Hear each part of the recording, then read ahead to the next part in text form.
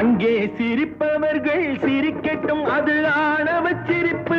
இங்கே நீ சிரிக்கும் புன் சிரிப்போ ஆனந்த சிரிப்பு.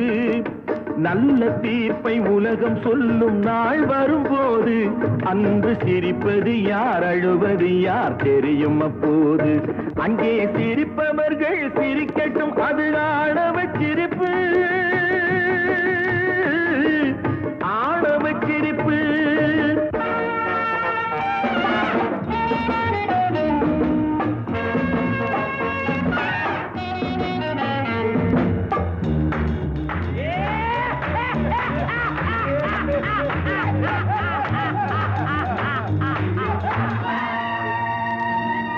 வயிறு வலிக்க சிரிப்பவர்கள் மனித ஜாதி, பிறர் வயிறெறிய சிரிப்பவர்கள் மிருக ஜாதி.